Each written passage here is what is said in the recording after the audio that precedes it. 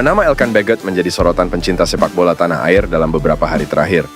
Penyebabnya karena Ipswich Town maupun BEK 21 tahun itu sama sekali tidak merespons saat dipanggil PSSI untuk memperkuat timnas Indonesia U23 kontra Guinea U23 di playoff Olimpiade Paris 2024 yang dilangsungkan di Clairefontaine, Prancis pada Kamis 9 Mei 2024 malam WIB. Sehari sebelum laga timnas Indonesia U23 versus Guinea U23 digelar, Shin Tae-yong sempat ditanya apakah Elkan Baggott jadi datang ke Prancis atau tidak.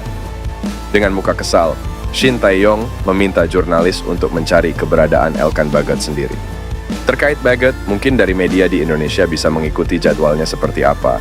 Mungkin bisa dicari tahu, setelah itu mungkin bisa dilihat maksudnya Baggott bagaimana, kata Shin Tae-yong. Singkatnya, Elkan Baggott tidak hadir dalam laga timnas Indonesia U23 versus Guinea U23. Padahal, tenaga Elkan Baggott dibutuhkan di laga tersebut. Semalam, Elkan Baggott membuat postingan yang menghebohkan di akun media sosial Instagramnya. Ia terciduk bersama sang kekasih tengah berlibur di salah satu negara Asia Selatan yang dikenal memiliki pantai indah, Maladewa. Mungkin takut diserang netizen Indonesia, Elkan Baggott memilih mematikan fitur komentar di Instagramnya. Pengamat sepak bola tanah air, Roni Pangemanan, pun angkat suara soal polemik Elkan Baggott. Bung Ropan mengatakan, peluang Elkan Baggott dipanggil Shin Tae-yong untuk laga kontra Irak dan Filipina, 50 Fempu melihat kondisi saat ini. Bung Ropan menegaskan, Shin Tae-yong pun tak perlu takut sekalipun tidak memanggil Elkan Baggott.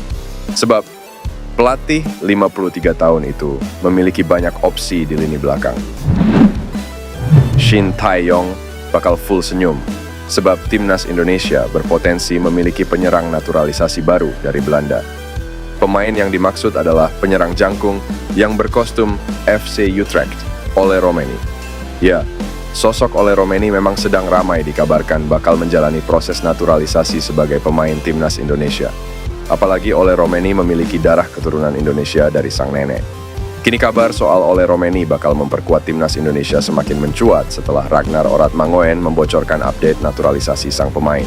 Menurut Ragnar, saat ini Ole Romeni mengaku masih pikir-pikir untuk dinaturalisasi menjadi warga negara Indonesia, WNI. Kemudian, Ragnar juga telah memberikan masukan kepada Romeni soal keputusannya membela Merah Putih. Yang di sisi lain, Ole Romeni mengaku telah berkomunikasi dengan Ketua Umum PSSI Erick Thohir tentang proses naturalisasi sebagai WNI. Saat diwawancara media Belanda, Voetbal Premier, pemain 23 tahun itu sedang mempertimbangkan dengan matang untuk membela skuad Garuda. Tentu, hadirnya Ole Romeni dapat menjadi pemecah masalah lini depan timnas Indonesia. Pelatih timnas Indonesia, Shin Tae-yong, mendapatkan hadiah 1 unit mobil. Hadiah mobil tersebut diberikan oleh Hyundai Motors Indonesia sebagai apresiasi dan dedikasi Shin Tae-yong pada sepak bola Indonesia. Mobil yang diberikan pada Shin Tae-yong adalah Genesis Electrified GE New Long Wheelbase. Harga mobil ini pun mencapai 5 miliar dan pernah digunakan ketika KTT G20 pada 2023 lalu. Ini bukan kali pertama Shin Tae-yong mendapatkan hadiah mobil dari pabrikan asal Korea Selatan ini.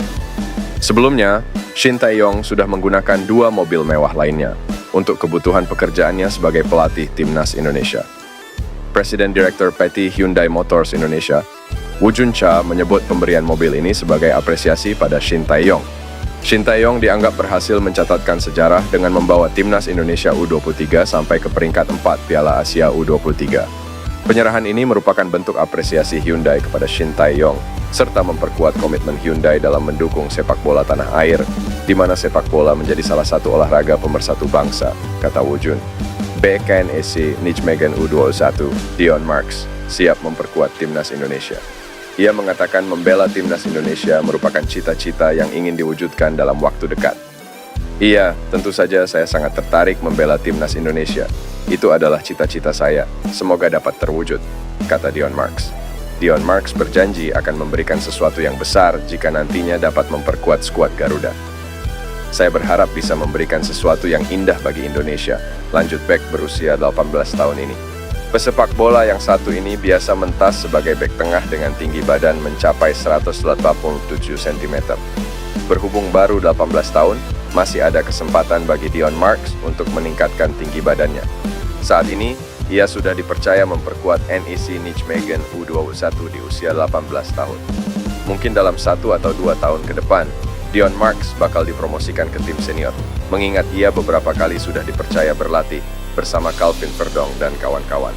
Bek dan gelandang Crystal Palace asal Belanda Jairo Riedewald disebut akan datang ke Indonesia untuk mengurus proses naturalisasi.